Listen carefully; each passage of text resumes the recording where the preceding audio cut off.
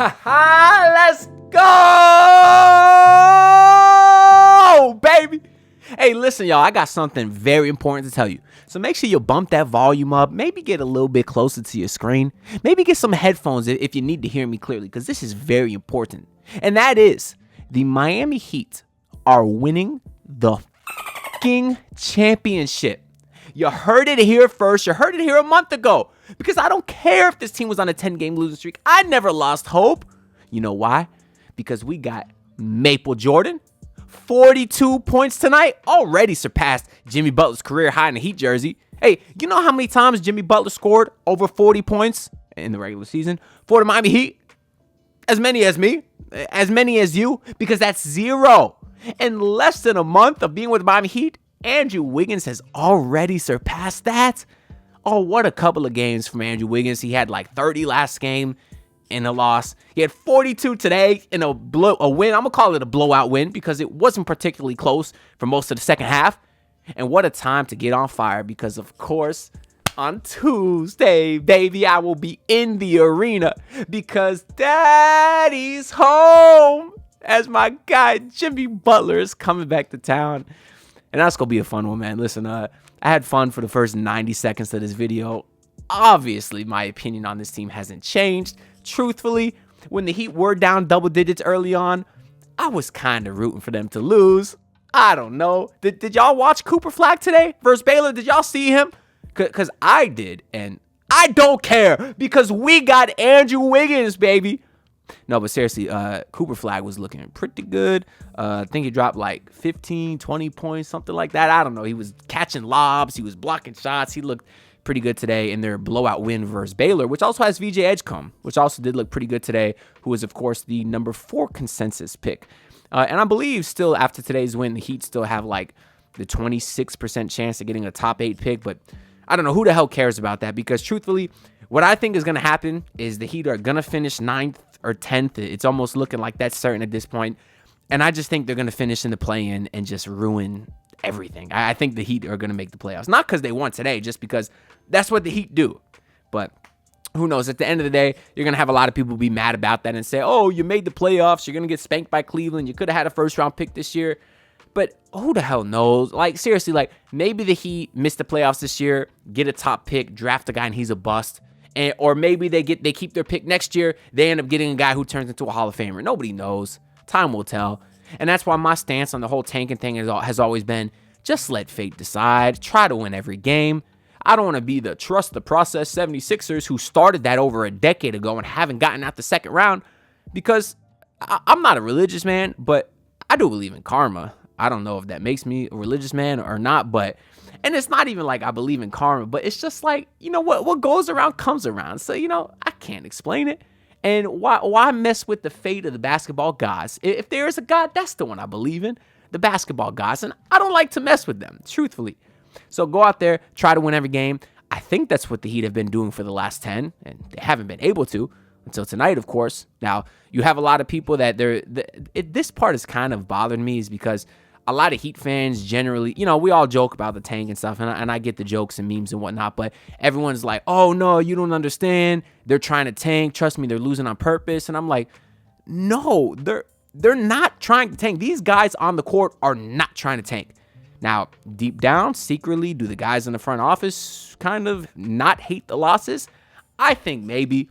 I know Ethan Skolnick has reported a bunch of times that the front office wants to make the playoffs this year. They don't want to lose protections on the picks in 26 and 28. But the way I look at it is the Heat always seem to think that they're going to be competitive. So why would they worry about protections next year or protections in 2 years after that if they plan on hitting big in free agency, which they always do, or which they always plan on doing, I'm saying. If they always think they're going to get the guy, why would they care about the projections?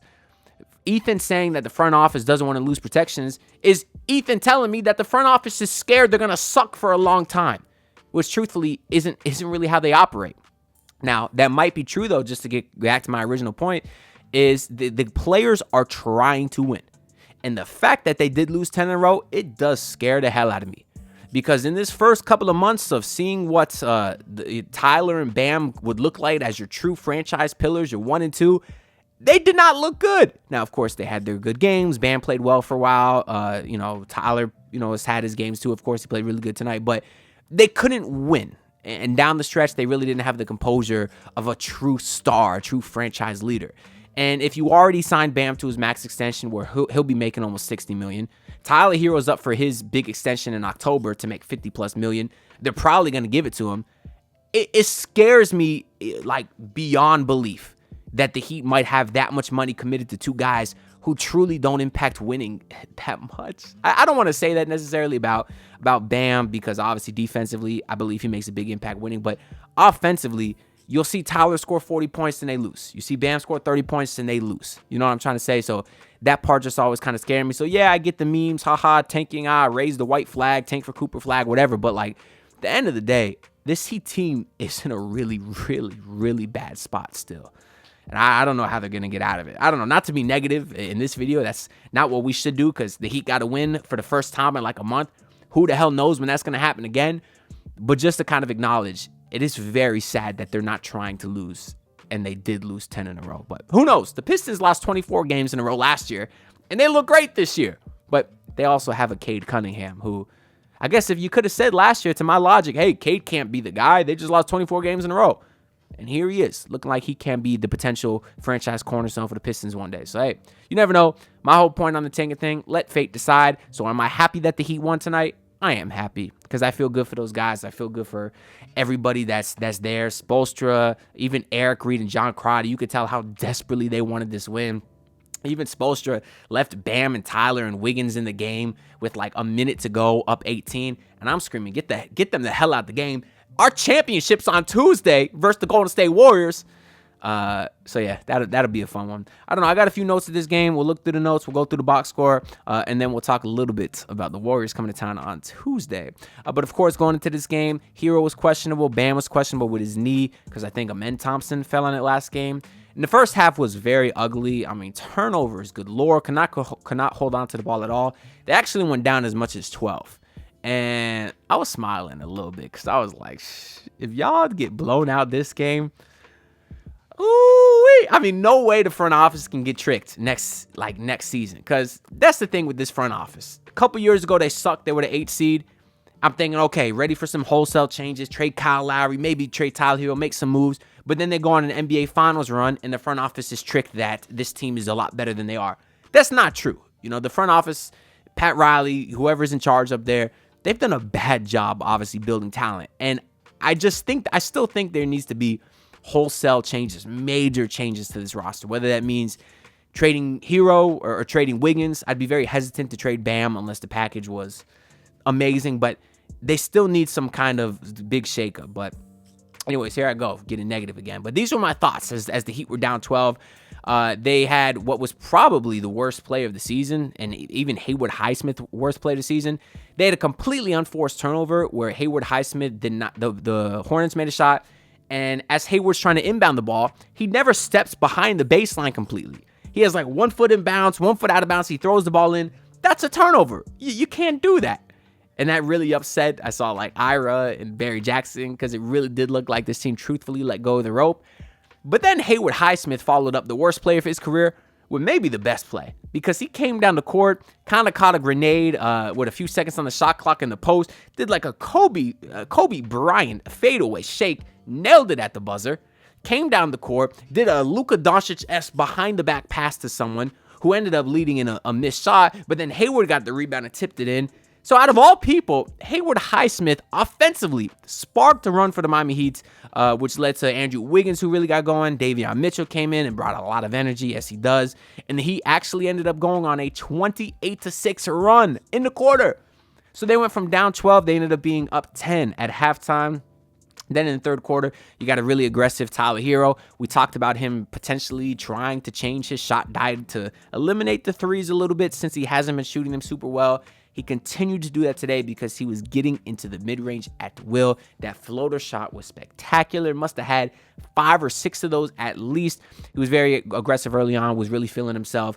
But then Andrew Wiggins, good God. We know he had 20 points in the second quarter last game, so we saw his ability to get hot and start cooking, and that's what he did in that third quarter. He was on fire. hitting pull-up jumper after pull-up jumper, three after three after three after three. My God. Oh, he's a fun watch. He really is.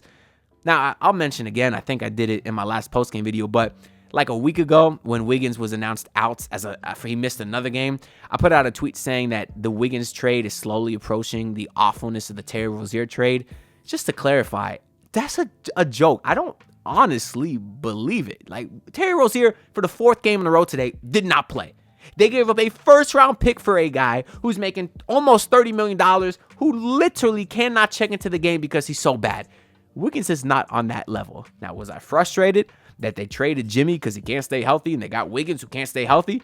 Yeah, of course. But when Wiggins has played this year with the Heat, he's been good. He really has been good. And that continued today.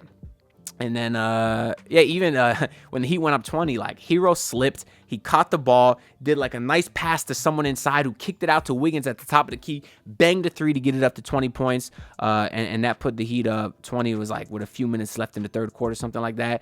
And then the closest it got in the fourth quarter was like 13. But Tyler came in to hit some shots. Wiggins still hit some shots. Again, Wiggins got fouled on a three-pointer. We know he like leads the league in 4-point plays, I think. And he gets fouled on a lot of threes. I don't know why. Maybe because his shot his shot naturally kind of kicks the legs out a little bit. I don't think it's a lot of flailing. At least it probably is a little bit, truthfully, but not as much as some guys, meaning it's not as obvious. But yeah, he's very, very good at that. But we'll run through the box score here where Andrew Wiggins had 42 points, 30 rebounds, 5 assists, 2 steals, and a block, 16 of 21. Oh my God, 76%, 6 of 8 from 3. Let me check last game because today he only missed 5 shots. And I believe last game he was very, very efficient as well. So today, 16 of 21. Last game, 10 of 13. Wow. So he's only missed, 8 shots in his last 2 games and has 72 points between his last 2 games. Wiggins, I'm praying that continues Tuesday. Oh, if Wiggins could have just had this performance Tuesday, that would have been an all-time moment. But he still has the chance. It's hard to follow up an efficient game like this with another one, but he just did it twice in a row. So can you give us 3, Wiggins? No, that would be fun. Bam Adebayo, people were saying that he didn't really look himself because of the knee injury. I heard that he was wearing a knee sleeve at the Heat Family Fest yesterday. Some reporters said that he was limping. Just because he wasn't great tonight, 11 points and 4 rebounds, shot 4 of 10, I'm not going to give him a bailout and say, hey, he didn't look like himself. Like, Bam has done this game, 11 points on 10 shots. He's had this game a lot this season. So I'm not just going to give him a pass and say, oh, he didn't look like himself. No, if you're out there, you're healthy. That's the way I look at it. So I'm not giving him the pat on the back. Oh, you were fighting through an injury. Nah, you're out there, play. Now, I'm not mad at him tonight because obviously the Heat got a blowout win. They didn't need a lot more from him. But let's say the Heat would have lost tonight, they would have got blown out. I don't want people to say, oh, at least Bam Adebayo was trying. No, you're out there, you got to play. It's still put up or shut up time for Bam Adebayo, who, yes, had a couple good games in a row, but he had a few bad games before that. If you're going to be a max guy, you can't keep alternating 2 good games, 2 bad games. You can't do it. But whatever, I'm not mad at Bam Adebayo today. I'm just kind of stating my case on that because that part was kind of annoying me a little bit. Like, Bam wasn't out there limping. He was playing. He was running. So, anyways, Khalil Ware today really struggled versus Mark Williams in the last game. He shot like 1 of 6. Today he was great though. 12 points, 8 rebounds, 5 assists, shot 6 of 10. He was very active today. And last game Mark Williams killed us too. And today he finished with 14 and 4. He shot 6 of 7. But yeah, he didn't really dominate us like last time. So Khalil Ware has been playing well. He has been playing really well. Duncan Robinson today only got 3 points in his start. Only played 18 minutes. And Tyler here was also super efficient. 29 points on 19 shots. Shot 11 of 19. Also got you 6 rebounds, 3 assists, 3 steals, and 0 turnovers. That's my favorite part, man. That he's really turned that, like, he's really taken care of the ball a lot better over the last couple of weeks. And that's awesome. Then off the bench, Hayward Highsmith, 7 and 6. Davion Mitchell got you 12.7 assists. So he continues to play make at a really nice level. And then Alec Burks played like 8 minutes. Actually hit 2 threes immediately upon checking in, which was nice because he checked in like late third quarter. And if there was any chance at a Hornets run, Alec Burks just kind of put the flame out. And then Jaime Jaquez, he did not look great in his 5 minutes. 0 points in 5 minutes. Yeah, I don't know. I'm not even going to talk about that BS story that was going on Twitter today. If y'all want, you could do it. You could look it up. But they were trying to say that my guy Kamehameha Jaquez Jr. was sleeping with Spo's ex-wife. And at first, I opened Twitter. I was like, what the hell? But then I read the person who started this rumor and read their proof. There's no proof. It's a bunch of conjecture because Nikki Spolstra liked a few posts on Jame's Instagram. Like, there's nothing else to it. But yeah, so if y'all heard that story earlier today, I actually looked into it. I think it's BS. But anyways, Tuesday is our championship, as apparently the Warriors already got into town last night. So they already played their last game before Miami. Obviously, Curry did travel to Miami because he didn't travel to Atlanta. He has a pelvic contusion. He traveled to Miami, so he will be questionable. But I don't care whether he plays or not because Jimmy Butler will be there. I was glad to see everyone made it through the Heat game. Okay, hopefully Bam's knee still, is good when he wakes up in the morning because I need to see him guard Bam Adebayo on Tuesday. Now, I will be at the game. I will be, what section am I at in case y'all want to come say what's up? I will be in section 101. So if y'all want to come say what's up, I'll be in section 101. I'm going to get there super early, try to be the first one in the arena so I can get some videos. Maybe Jimmy's warming up. Maybe we could talk to him. I'm going to wait by the opposing team bus at the end of the game, see if he comes out. So I will be there. I will be filming content, so you won't see anything right after the game, of course, because I will be there. But it's going to be a movie, y'all. Oh, and I do want to win that game. I told y'all I'm going to be there. I'm going to give Jimmy his standing ovation early on. And for the rest of the game, nah, I'm not rooting for him. I'm rooting for the Heat. A lot of people are probably going to boo him every time he touches the ball. I think that's stupid because we know how Jimmy reacts to boos. That wakes up the sleeping dog. To me, I think it'll be funny if the whole arena goes dead silent when he touches the ball. Like, just no talking, no screaming, no nothing. I think that'd be hilarious, but I don't have that kind of clout to start that movement. But if y'all at the game, every time Jimmy touches the ball, maybe say nothing. Let's try it out. But yeah, I'll be there. It'll be super fun, and I'll get some content out to y'all. So make sure you subscribe so you don't miss it. Like this video, comment your thoughts down below. Very curious to hear what y'all think, and I'll see y'all in the next one. Peace out, everyone. Look, pull up in your city, tryna get that dead face. Do it on my own, I don't need no dead weight. Had to kill him off, yeah, I need a head space. You know this homegrown bitch don't offend me.